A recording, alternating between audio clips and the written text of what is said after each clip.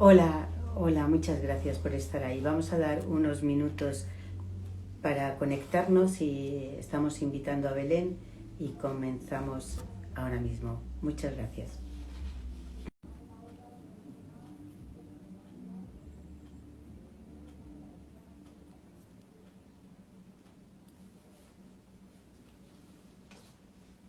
Belén, ¿Cómo estás, Victoria?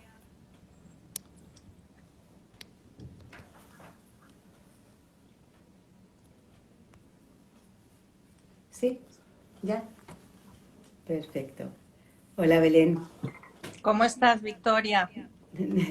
te oigo lejos. Estás muy ¿Verdad? lejos, de Es que hecho. estoy muy lejos, es que estoy Estás muy muy lejos lejos. y te oigo. A ver,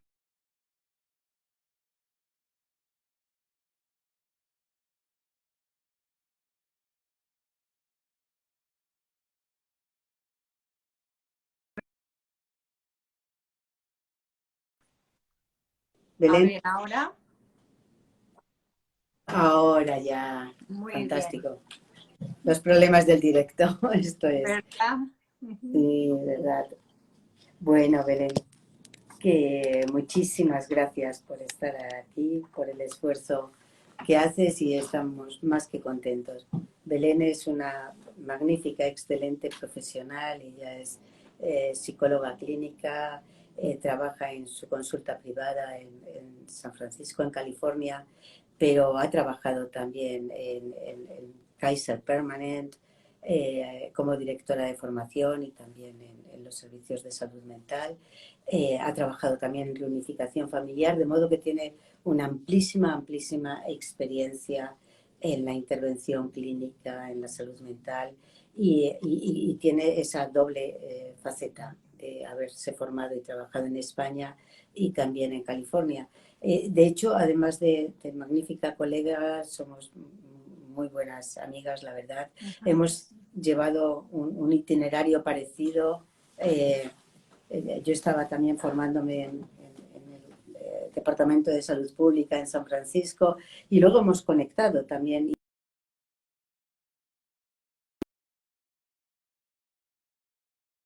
la intervención específica, especializada en trauma con el MDR. Es curioso porque un día hablábamos Belén y yo de las características, los parecidos que existen también en ambos continentes, en nuestra práctica clínica y también las diferencias. Y se nos ocurrió que podía ser buena idea el encontrarnos y tener este directo para compartir experiencias y también similitudes. Y fue divertido porque estábamos ya preparando esto cuando unos días después, en el Congreso de los Diputados, eh, eh, Íñigo Errejón habla de la importancia del consumo exacerbado que existe en España de ansiolíticos, antidepresivos y de la falta de atención psicológica, la falta de psicólogos que hay en nuestros sistemas de salud. Y, y era como que nos estaban siguiendo, ¿no? A la Estamos propuesta que nosotros teníamos. pensando. O sea que hemos dicho bueno, que nos viene muy bien porque Ujú. efectivamente coloca el asunto en lo que queremos hoy compartir con todos vosotros, ¿verdad? Bueno, de ahí ese título de la salud mental y por qué, porque la salud no es cosa de locos. ¿Qué piensas, Belén? ¿Por qué la salud mental no es cosa de locos? Porque tenemos un problema con el directo. Ah, tenemos un problema con el directo, un Un segundito. momentito. Venga, Está por aquí. Vale, gracias. Belén, ¿qué piensas? mira, me encanta el título, ¿verdad? De por qué no es cosa de locos, ¿verdad? Porque es algo que uno se lo ha encontrado en sesión cuando viene alguien y a lo mejor te dice, pero doctora o psicóloga o Belén, no es que esté loca, ¿verdad? Yo no es que estoy loca, es que solo vengo porque necesito ayuda, ¿verdad? Verdad los ratos que hemos estado verdad tratando de desmitificar verdad la cuestión de la psicoterapia, la cuestión de la salud mental, verdad. no es cosa de locos, pero sí es cosa de recursos, de acceso mejor o peor, de, ¿verdad? De posibilidades personales y geográficas incluso, ¿verdad? Sí es cuestión de eso, ¿verdad? Y entonces es cierto que nos encontramos con un montón de barreras para que la salud mental pueda llegar a todos. Fíjate que hemos avanzado mucho en la atención y en los cuidados a nuestro físico, a nuestra salud. Todos tenemos claro que tenemos que hacer deporte, que tenemos que ir al dentista, hacer revisiones periódicas o al fisioterapeuta, pero como si todavía hubiera una separación, ¿no? El cuerpo y la mente están disociados y a veces hablar de ese cuidado y de esa salud en nuestra mente, nuestra calma, nuestra ansiedad, nuestra tensión, nuestra depresión, con lo que convivimos cada día, en muchos momentos todavía provoca cierta vergüenza o cierto rechazo. Es verdad que yo he comentado muchas veces que al principio, cuando yo estaba en San Francisco, me sentía muy sorprendida porque cuando me preguntaban la profesión y yo decía psicóloga, la respuesta era, oh, that's nice, very, very, very nice. Y yo decía, pero si en España todavía esto es algo como que no tiene ningún valor, ¿no? Entonces, sí es verdad que a lo mejor se ha corrido más, ¿no? En alguna parte del mundo que en otra, pero es cierto que todavía con cierta vergüenza puede ser, ¿no? Y tú has notado que ha habido diferencias también en función de la cultura o de la etnia o de la edad o de la clase social a la hora de aceptar y reconocer que uno va a terapia como va al fisioterapeuta o al dentista. Indudablemente, indudablemente, ¿verdad? Distintos grupos y distintas culturas tienen distintas formas de, primero, de reconocer que hay algo que a lo mejor no va bien o hay una problemática, ¿verdad? Y luego cada grupo puede pensar en distintas opciones de cómo cuidar eso, ¿verdad? Entonces, la psicoterapia es algo muy, muy occidental y ¿verdad? Hay que tener no solo la competencia cultural, sino la humildad cultural como proveedores de salud mental para conocer, ¿verdad? Cómo acceder, una vez que los clientes o los pacientes acceden a los servicios de salud mental, entonces nosotros cómo acceder a ellos, ¿verdad? Cómo ofrecer servicios que de verdad tienen cierta sintonía con la forma en la que entienden la salud, la forma en que entienden la posibilidad de abrirse a los demás o que los demás sepan de ellos, ¿verdad? Entonces sin duda, hay diferencias entre unos grupos y otros, ¿verdad? ¿Cómo conseguimos llegar más? Pues cuando estamos de verdad formando parte de sistemas que son sistemas utilizados globalmente, cuando formamos parte de los sistemas de salud médico, cuando formamos parte de los colegios, cuando formamos parte de los centros comunitarios o de las iglesias o de instituciones, ¿verdad? Que ya son y forman parte de estos grupos, ¿no? Están instaladas ya esas instituciones y entonces es más fácil acceder e incorporarse en ellos. Porque es verdad que, bueno, por un lado, cuanta mayor edad hay más resistencia también en principio, ¿no? A formar parte de esas o a recibir esas ayudas. La gente más joven está más habituada, ¿no? Ya desde chiquitillos parece que están más predispuestos. Pero es verdad que desafortunadamente todavía hay muchos países, y por supuesto España es un país donde tiene muy poca atención, la salud mental no está incluida todavía dentro del sistema de salud como merece, ¿no? Fíjate que hay cifras muy sorprendentes como que en Europa, Suecia tiene 58 psicólogos cada 100.000 habitantes y España tiene 5 psicólogos cada 100.000 habitantes. Es que son comparaciones, claro, es abismal, ¿no? Claro, claro. Es una presión enorme también a los propios, al propio sistema de salud mental, ¿verdad? Cuando no tienen los recursos adecuados.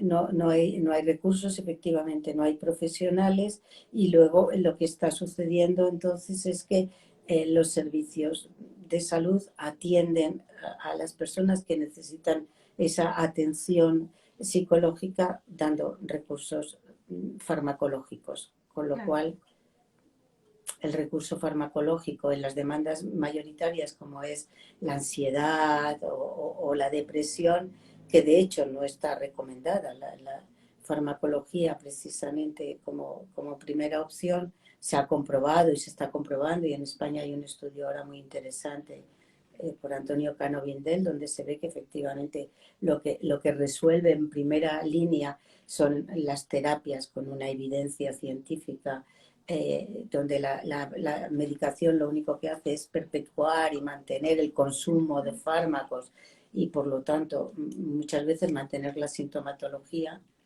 calmar pero no resolver, y sin embargo, fíjate, no tenemos psicólogos para que estén, pues eso, en el centro de atención de salud, de la misma forma que tenemos el médico de familia. ¿No sería eso una respuesta razonable, saludable, interesante para desmitificar el psicólogo, la terapia, para ayudar al médico de familia a no cargarse con tantos problemas que al final no se terminan de resolver porque la medicación no termina de resolver? ¿Qué opinas tú de esto, Belén? Fundamental, ¿verdad? Fundamental. ¿Verdad? Hay que crear equipos interdisciplinares, multidisciplinares e interdisciplinares, ¿verdad? Y la importancia, ¿verdad?, de estar ahí, simplemente de estar en el centro de salud primaria, ¿verdad? O estar en la clínica. Nosotros, por ejemplo, cuando estaba yo en el hospital, ¿verdad?, teníamos distintas oficinas. El servicio de psiquiatría y salud mental estaba en un edificio, los pediatras en otro, ¿verdad?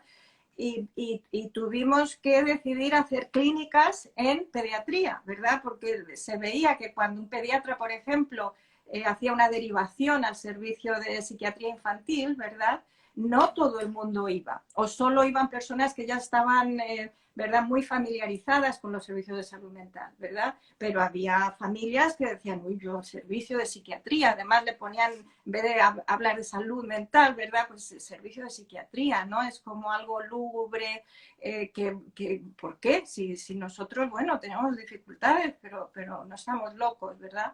Hasta que decidimos el decir, bueno, pues vámonos y vamos a estar en la oficina de al lado del pediatra, ¿verdad? Y entonces el pediatra puede salir, ir con la mamá, con el niño, con quien sea, y decir, mira, le voy a presentar aquí a la doctora Belén. Quiero que, ¿verdad?, comente con ella esto que estábamos hablando del niño que está teniendo estas dificultades. Por ejemplo, esa introducción, ¿verdad?, es algo que facilita enormemente la utilización de esos servicios. Claro, eso es. Uh-huh, uh-huh. Eso es. Ese es un recurso y una estrategia que une, que comunica, que coordina y que la persona siente que se está dando una atención completa a una demanda que es, bueno, es que tengo mucha ansiedad. Doctor, tengo muchísima ansiedad. No sé qué, pero es que estoy muy nerviosa, tengo mucha... Tómese usted esta... No, mire, vamos a salir fuera porque la doctora Belén a lo mejor le puede escuchar y a lo mejor trabajando con las técnicas de reducción de ansiedad, cognitiva, fisiológica, motora, siempre con aquellas técnicas que estén validadas científicamente, por supuesto. Pero fíjate qué conexión tan sencilla y tan eficaz, que está ahorrando de momento tiempo, dinero y múltiples visitas, múltiples y frecuentes Exacto. visitas, porque la medicación, sigo con ella, o necesito más medicación, o no me hace efecto, o tengo la ansiedad disparada, o no duermo bien, ahora además es que no duermo nada. Es decir, es un continuo en la demanda de alguien que tiene un malestar, que tiene una angustia y que no está disfrutando de las técnicas científicas desde la psicología que ayudan a reducir esa ansiedad, a calmar. Y fíjate, esa pareja del médico de familia y la Exactamente. psicóloga, como tú lo describes, o como se está proponiendo, y de hecho en Gran Bretaña ya están muy avanzados, y en España se tiene que instalar sí o sí, que es Ujú, esa, ujú. esa, esa comunión natural entre la Exacto. psicología y el médico de familia. Porque es verdad que nos preguntaban qué pasa cuando no se va a la terapia, cuando no hay un tratamiento. ¿Qué sucede con las personas? ¿Qué sucede con esa sociedad? Claro, verdad, lo que sucede es que casos que podrían, verdad, ser tratados fácilmente, sin demasiados recursos, sin demasiado tiempo, verdad, se cronifican y van a peor, a peor, a peor, a peor, ¿verdad? O sea, nosotros, el sistema de salud norteamericano no es modelo, ¿verdad? O sea, que en ese sentido no es que sea modelo como servicio de salud pública, pero aún así es un modelo que tiene paridad de servicios físicos con servicios de salud mental, ¿verdad? ¿Por qué se hace eso también? Porque incluso económicamente, ¿verdad? Cuando yo puedo tratar a un individuo que está teniendo a lo mejor una ansiedad ligera o, ¿verdad? Unas dificultades, bueno, que empiezan a molestar, empiezan a interrumpir, pero que están empezando, ¿verdad? Voy a prevenir una serie de problemas mucho más graves en el futuro, ¿verdad? Las estadísticas nos dicen que la media, fíjate, la media de espera desde que uno tiene síntomas hasta que decide pedir ayuda de salud mental es de 11 años. 11 años, o sea, es algo increíble. Yo cuando estaba revisando para la charla de hoy, revisando cifras, es increíble, ¿verdad? Entonces, por eso imagínate lo que son 11 años de uno, ¿verdad? Que está notando que algo está molestando, está interrumpiendo la vida de uno, espera hasta poder recibir algún tipo de ayuda, ¿verdad? Es una locura, porque es verdad que las investigaciones sí dicen, y cada vez tenemos más datos, que la persona que no ha recibido una atención especializada, que no ha sido tratado adecuadamente, van a tener los mayores problemas de inadaptación social y problemas de salud en general. Y bueno, llegamos Exactamente, a los problemas más graves, ¿no? Como las depresiones exactamente. crónicas o Exactamente. los intentos de suicidio, que ahora Uh-huh, con la pandemia estamos teniendo cifras verdaderamente impresionantes, ¿sí? uh-huh. Eh, Estábamos hablando nosotras también, Belén, de qué trucos, qué estrategias tenemos, qué podemos organizar para romper estas dificultades que hay, para acercar más la psicología a las Uh-huh. personas, en definitiva, qué trucos se nos ocurren. Mm, La ¿verdad? Y verdad me es que me lo gusta pasé muy bien contigo, Belén, preparando esto. me parece bien la palabra truco, porque a veces, ¿verdad?, nos tenemos que convertir en magos, en semimagos, ¿verdad?, para poder, con recursos limitados, para poder, ¿verdad?, ofrecer servicios. El acceso a los servicios de salud mental, el acceso, ese primer acceso, creo que es fundamental, ¿verdad?, para que decíamos de esa espera en la persona hasta que recibe servicios. Pero en el momento en que alguien nota, primero ese darse cuenta, ¿verdad?, de que hay ese malestar emocional, hasta el momento en que esa persona decide, ¿verdad?, coger el teléfono y llamar o mandar un email, o, ¿verdad? hay multitud de pasos, ¿verdad? Es como un triunfo el que alguien haga eso, requiere coraje, requiere valentía hacer eso. Entonces, por eso es tan importante que esa primera llamada o ese primer contacto de ese cliente o de ese paciente sea respondida, ¿verdad? Esa llamada sea respondida y que desde el primer momento esa llamada y esa conversación ya sea una intervención, ¿verdad? Es tan importante. Aquí se pasó una ley no hace mucho, ¿verdad? Que cuando alguien llama con un problema de salud mental a un centro de salud, ¿verdad? Que tiene que ser un profesional de la salud mental el que responda a esa llamada, ¿verdad? Por supuesto puede haber otro personal de recepción que recoja datos, ¿verdad? Pero esa persona tiene que ser respondida por un profesional de la salud mental. Primero para ver el riesgo de esa persona, ¿verdad? Si esa persona necesita servicios hoy mismo o si esa persona puede esperar una semana, por ejemplo, o dos, ¿no? Entonces, eso ya cambia totalmente, en diferencia de decir, bueno, voy a llamar y a ver si alguien me llama, ¿verdad? A ver si alguien me llama y a ver cuándo me dicen que vaya, ¿verdad? Totalmente distinto. Es Y verdad luego, que... cuenta, sí, dime, No, dime. digo que es verdad que con mucha frecuencia en nuestra clínica en psicología Noverol nos lo comentan. En este caso es Juanjo quien atiende las llamadas o abre la puerta, pero esa calidez, ¿no? Ese calor con que recibes o con que das respuesta a una primera llamada de inseguridad, la verdad es que calma y también incentiva mucho, ¿no? A darse permiso para Muchísimo. continuar. Muchísimo. Ese es el momento en que puede ser la diferencia de que esa persona reciba ayuda o de que esa persona diga, bueno, pues si en el fondo yo lo puedo hacer solo. Vendré en O, otro momento, ¿no? claro, vendré en otro momento, ¿verdad? Toda la diferencia. Claro, nos encontrábamos también con que, por desgracia, al no tener una suficiente oferta en la salud pública de la atención psicológica, pues las personas, claro, y va también por clases culturales y clases económicas, ¿no? A mayor recursos, más disposición para ir al psicólogo. Por ejemplo, otra de las gráficas de los estudios que tenemos es el número de horas que tiene que trabajar una persona para pagarse una consulta, ¿no?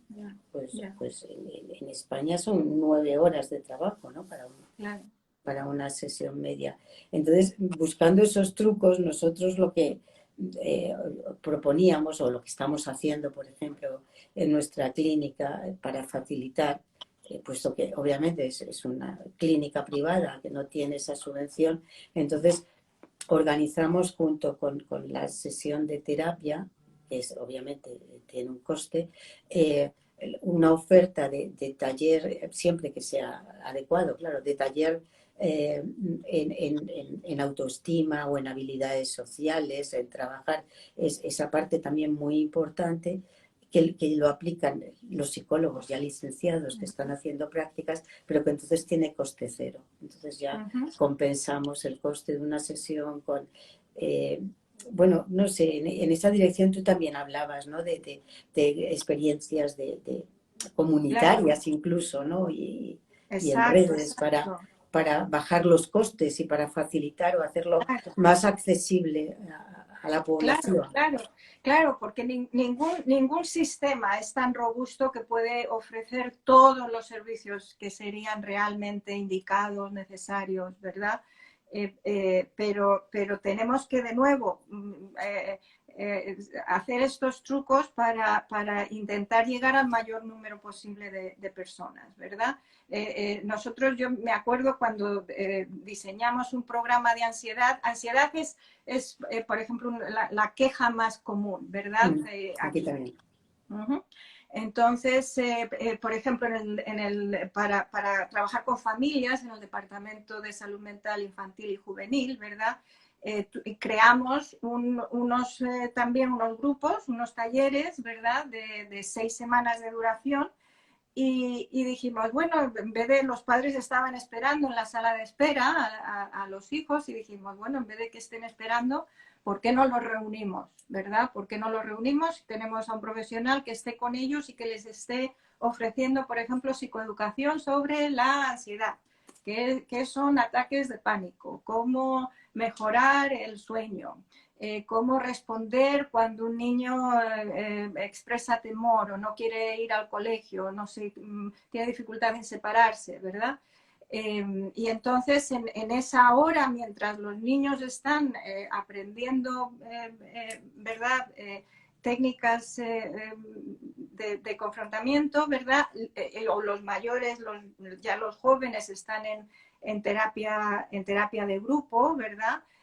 Los padres están aprendiendo, ¿verdad? Y luego a lo mejor al final de esa hora les juntábamos a todos para que los niños, por ejemplo, les contaran a los padres lo que han aprendido en la sesión de hoy, ¿verdad? Entonces esa era una forma en que, por ejemplo, podíamos atender en 1 hora y media, podíamos atender a 25 familias, a lo mejor usando 4 o 5 profesionales, ¿verdad? Lo cual nunca hubiera pasado si yo me reúno individualmente con este niño y luego a la semana siguiente me reúno con la familia y luego, claro, totalmente imposible. Claro, y fíjate, yo veo ahí que estas niñas y estos niños están viendo y normalizando una actividad en salud, en salud mental, de la mano también de sus padres. Es como cuando vas con tus padres al gimnasio y está toda la familia en el polideportivo haciendo deporte todos juntos. Y bueno, pues están siendo incorporados en unos hábitos de cuidado, de higiene, de salud, que es una inversión para toda la vida y que de quién mejor, ¿no? Que de mano de tus padres, que además comparten con otros papás y mamás y que están, bueno, eso, haciendo un ejercicio más que saludable. Y luego, y ahora con las redes, Belén, porque es verdad que, bueno, la pandemia, si hay algo que desde luego ha cambiado y estamos en un cambio de era, eso es indiscutible y es digital, eh, con la pandemia se está hablando más de salud mental, se está hablando muchísimo más, quizás somos más sensibles de todas las secuelas de soledad, de depresión, de angustia, de suicidio, de ansiedad. Y, y hemos puesto en marcha también, ¿no? Muchos recursos de conexión y de comunicación y de salud mental. Y tú me hablabas de alguno de ellos, ¿verdad? De alguna de esas experiencias. Claro, sí, o sea, ya de entrada, ¿verdad? ¿Quién nos iba a decir que íbamos a llevar ya, ¿verdad? Más de un año haciendo psicoterapia a través de una pantalla, ¿verdad? Si nos lo hubieran dicho, hubiéramos dicho, sí, vamos a hacer eso a través de... Bueno, pues lo estamos haciendo, ¿verdad? No es algo que funciona perfectamente, ¿verdad? Pero es algo que lo hemos tenido que adaptar, ¿verdad? Y yo me sorprendo siempre, ¿verdad? Como psicólogo uno se forma y no y piensa que, ¿verdad? Que tengo que estar con esa persona y tenerla en mi espacio, en mi marco, ¿verdad? Terapéutico. Pero ¿verdad? Hay experiencias que son increíbles. Me acuerdo, te comentaba, por ejemplo, de los foros que hay en ciertas redes sociales en los que los padres tienen sus grupos de apoyo donde ellos pueden, ¿verdad? Pueden hablar de lo que les está pasando, ¿verdad? Y no solo que pueden hablar de lo que les está pasando, sino que pueden notar que otros padres les escuchan, les entienden. Pueden notar que en momentos de angustia o de emoción en los que uno como padre o madre no puede pensar, hay otros padres, otras madres que te pueden ofrecer ideas o apoyo, ¿verdad? Por supuesto, son grupos que tienen que tener moderadores para ¿verdad? Asegurarse de que todo es seguro en el sentido de que si alguien tiene una crisis de salud mental, obviamente postear algo en un grupo de FaceTime o de Instagram no a lo mejor no es lo indicado, ¿verdad? Y entonces siempre tiene que haber una cierta moderación. pero para tantas situaciones diarias de estrés en familias o estrés personal, la posibilidad de que yo pueda conectar con alguien casi de forma inmediata es algo increíble que tiene, ¿verdad? Muchísimas utilidades. Estos grupos, por ejemplo, el B-Team, que el equipo B, que sigue esta ¿verdad? Modalidad de trabajo de resolución de problemas colaborativa de Ross Green, ¿verdad? Tiene más de 54.000 participantes. O sea, son unos foros que nadie en un hospital o en terapia individual Claro, no, podría imposible. nunca acceder, ¿verdad? Imposible, ¿no? Uh-huh. Y está diariamente, a todas horas, Y está abierto. diariamente a todas horas ¿verdad? Yo los leo porque trabajo con muchas familias, ¿verdad? Y me ayuda a ver la problemática ¿verdad? Yo aprendo. Cada vez que leo situaciones y contestaciones, yo aprendo de lo que están comentando esos padres, ¿no? Fíjate que yo creo que uno de los problemas que va remitiendo en España, pero todavía, un poco lo hemos mencionado de puntillas, es la vergüenza. A veces en Uh-huh. las familias, o a lo mejor en los entornos más reducidos, como pueden ser pueblos, etcétera, hay vergüenza para hablar de o para reconocer que tengo la depresión o que tengo ansiedad, o muchísimo menos contar la causa de esa depresión o de esa ansiedad, porque claro, conocen a mi familia y yo no quiero que se sepa y no quiero que trascienda. Claro, al final nos convertimos en nuestros propios enemigos porque no nos damos permiso para nuestra salud, ¿no? Para nuestra curación, para poder descargar, que es el primer gran paso cuando trabajamos con nuestros problemas mentales, ¿no? El reconocer el problema, el asumir la responsabilidad y el darnos permiso, ¿no? Para poder trabajar con técnicas, insisto, validadas en esa recuperación. Pero claro, si la vergüenza no me deja hablar y no me deja reconocerlo, me estoy poniendo una enorme... Claro, estaba pensando en el B-Team, ¿no? En todos estos grupos de ayuda mutua. Obviamente, ahí no puede haber vergüenza porque estoy hablando de cuál es el problema, de qué me pasa con mi hijo adolescente que es violento en casa y que no deja, o cualquier escena, ¿no? Pero... Claro, claro. La cuestión ahí es el poder de compartir, ¿verdad? Cuando se ha creado en cierta forma, se ha creado una comunidad, ¿verdad? Y cuando vivimos en sociedades en las que por unas razones o por otras, ese sentido de comunidad más orgánica, ¿verdad? Sufre.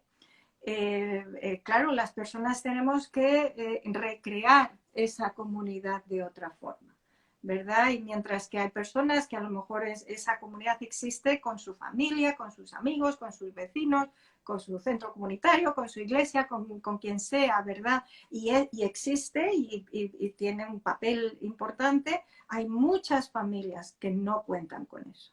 Y entonces están solas. están solas, efectivamente. Y la pandemia ahora, fíjate, ¿verdad? Ha exacerbado todo eso increíblemente.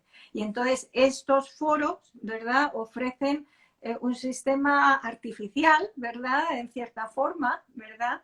En el que estas personas se sienten conectadas. Y claro, eso es potentísimo, ¿no? El sentir que hay una conexión con alguien, que soy vista, que lo que me está pasando no se queda aquí, sino que al revés, que otros lo pueden ver, ¿no?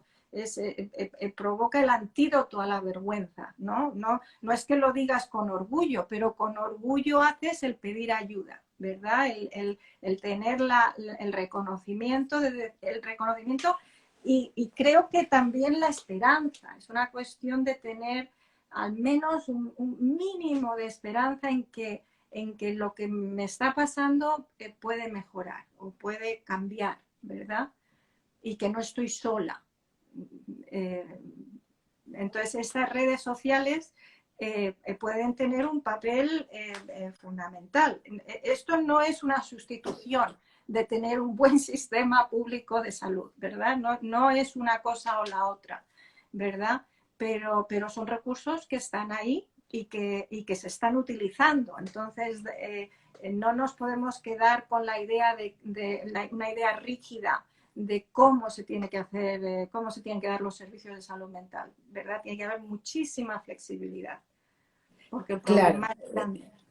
eso es, mucha flexibilidad y creatividad también para aprovechar todos los espacios donde se pueda pasito a paso ir creando este sentimiento de valía, porque soy capaz de hablar del problema, soy capaz de enfrentarme al problema y soy capaz de pedir ayuda en lugar de me siento avergonzado, me siento culpable, me siento solo y no siento salida a mi problema porque no soy capaz de pedir problema. Que esa persona que se siente sola tenga una mano o una puerta que se abre para que pueda sentir que no solo no está sola, sino que hay muchísimas personas con los mismos problemas, los mismos obstáculos, dificultades, y que pues, la verdad es que la ayuda mutua, el sentir que no estás solo,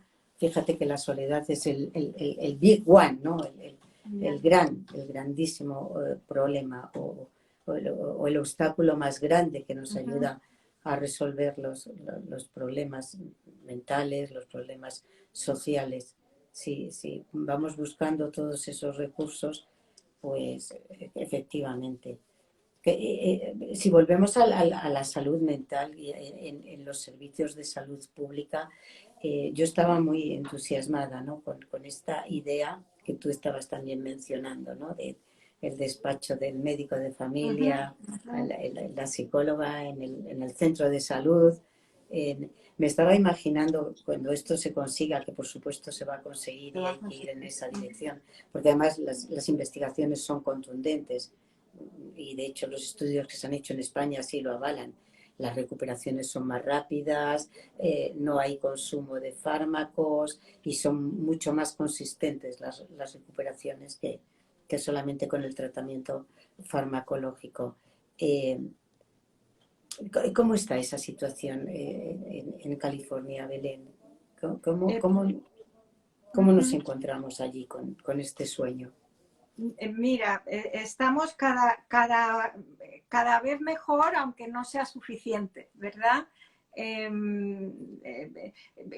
Importante que notemos que cuando hablamos del consumo de fármacos, no es que el consumo de fármacos en sí sea problemático, ¿verdad? La medicación, la intervención psicofarmacológica es fundamental, ¿verdad? Para muchas personas.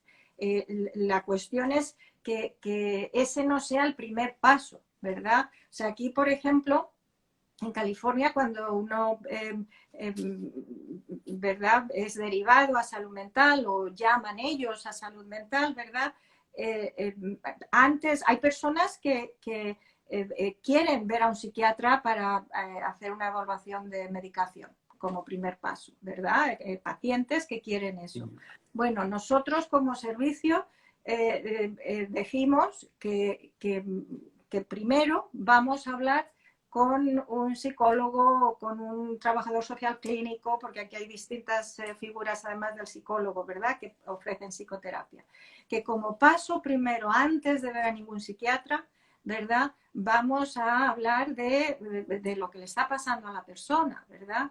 Y que solo cuando creemos que de verdad es necesario el hacer que esa persona empiece un régimen de medicación, entonces lo vamos a hacer. No como una forma de cerrar puertas y de decir, pues fíjate, hasta que puedo ver al psiquiatra tengo que ver primero al médico, y luego al psicólogo, y luego... No es cuestión, en ese sentido no es cuestión de poner trabas, sino de empezar el tratamiento por donde se debe empezar. Y que un tratamiento farmacológico de medicación sea algo, ¿verdad?, adyacente, algo que se da a la vez si es algo que se necesita, ¿verdad? Pero no como primer paso. ¿Por qué? Pues porque lo que decíamos antes, ¿verdad? Que a pesar de que una medicación pueda ser muy útil, a veces necesaria para empezar ese tratamiento psicológico, en la mayoría de los casos el tratamiento psicológico va a cuidar de las causas y va a enseñar estrategias de cómo afrontar los problemas cotidianos. Y la medicación no te va a enseñar estrategias, la medicación te va a ofrecer, de nuevo, en muchos casos, muchísima ayuda necesaria.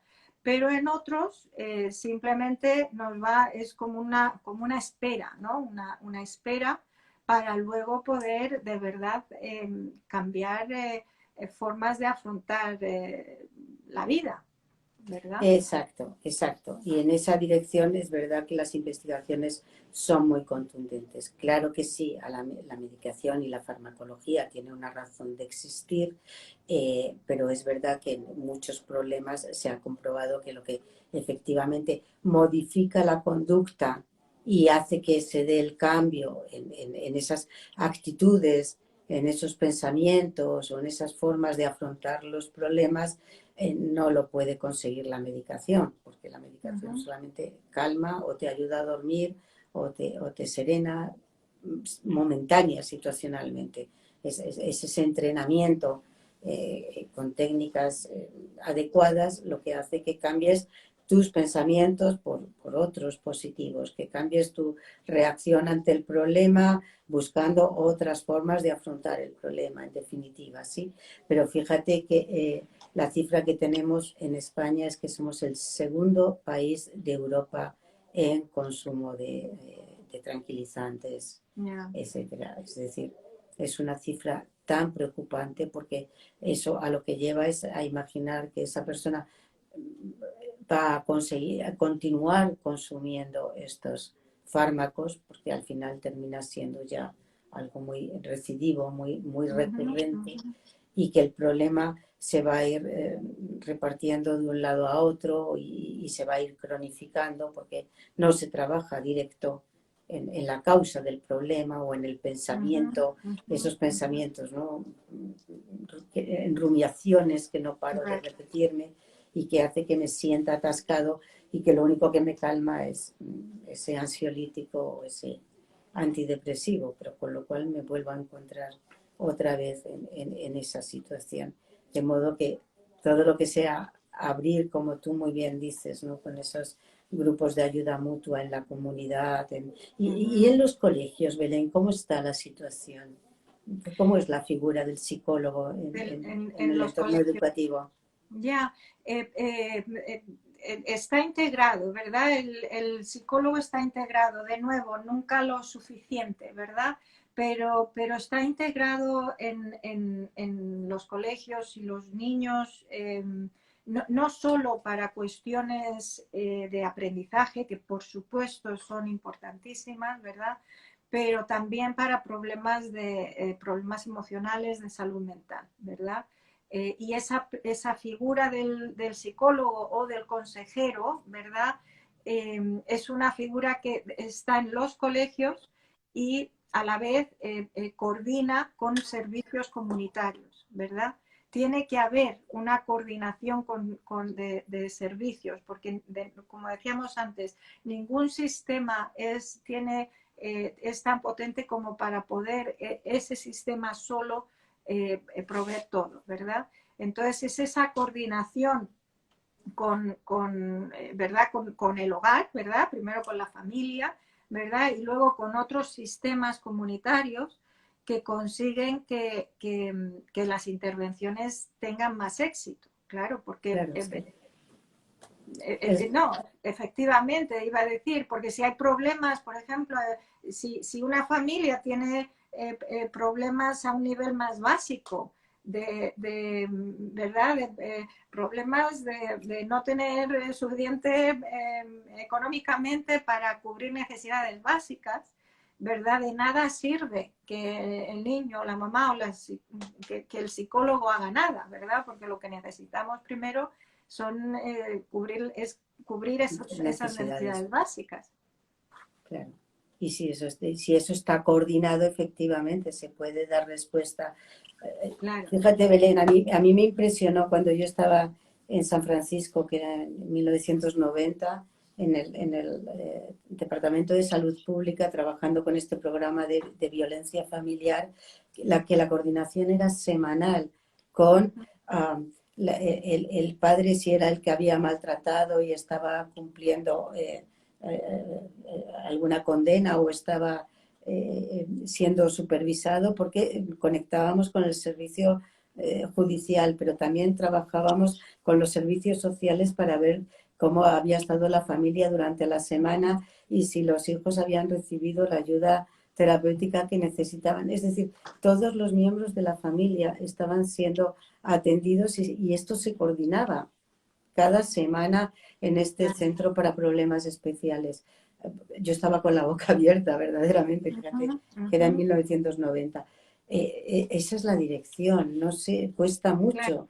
no entiendo, Esa es la dirección. pero Y porque eso claro, ahorra dinero y eso agiliza los claro, resultados. Antes se claro, consiguen los éxitos, porque está claro, todo conectado y claro. coordinado, ¿no? Exactamente, y se va en esa dirección, y en España también se va en esa Sí, dirección. Ya solo la capacidad de coordinar los expedientes médicos, ¿verdad? La capacidad de que yo estoy en mi ordenador y yo tengo el expediente médico de este paciente, y si ese paciente ha estado viendo a quien sea, ¿verdad? Al traumatólogo o al pediatra, o inmediatamente yo tengo acceso a esa nota, ¿verdad? Esa documentación. O yo mando una nota inmediatamente a eso, ¿verdad? A la persona que luego le va a ver, ¿verdad? Ya esa coordinación electrónica, ¿verdad? Es fundamental. Claro, tú hablas, ¿verdad?, en el Centro para Problemas Especiales, que como su propio nombre indica, son problemas los más especiales, especiales. ¿verdad? Son problemas más extremos, ¿no? Eso sería un servicio altamente especializado de salud mental, y hay todo un espectro, ¿verdad? Desde ese servicio súper especializado a servicios básicos que se dan, lo que decíamos, en los colegios, en los centros comunitarios, ¿verdad? Y en el medio, ahí es donde tenemos, pues, de nuevo, el centro de salud, ¿verdad? General, de medicina general. Ahí tenemos ya las clínicas ambulatorias, ¿verdad? Hasta que llegamos a los servicios más especializados, ¿verdad? Claro.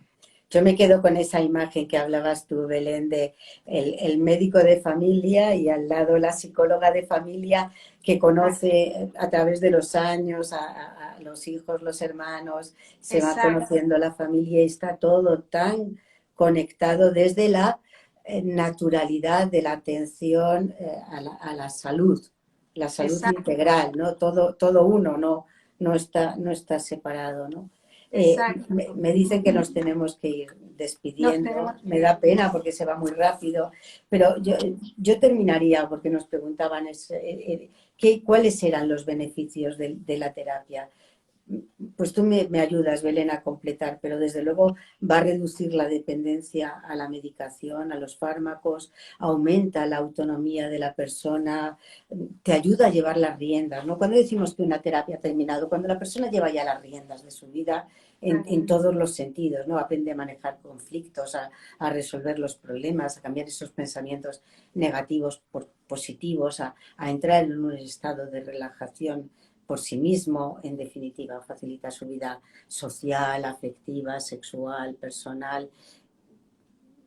Merece la pena, ¿no? efectivamente, efectivamente. O sea, siempre, yo desde el principio pregunto, ¿verdad? ¿Cuándo vamos a saber que ya no tienes que venir? ¿Verdad? ¿Cómo vamos a saber que hemos terminado el trabajo? Para al menos tocar esa parte de la persona que se puede imaginar, ¿verdad? Que puede imaginar cómo va a ser, cómo sé yo, ¿verdad?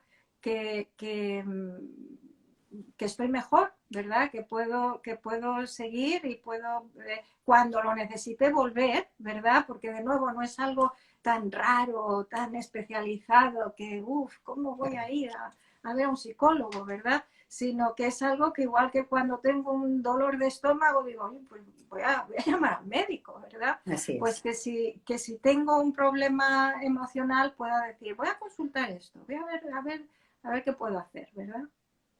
Qué bien, Belén. Pues nada, es una lástima. Nos ¿Ya? tenemos que ir despidiendo y, por supuesto, muchísimas, muchísimas gracias a todos Mm, ustedes por haber estado, como siempre, con tanto cariño desde luego. participando. Y Belén, un beso enorme. Un beso enorme Gracias. desde lejos. Y gracias para todos. Besos a todos también. Chao.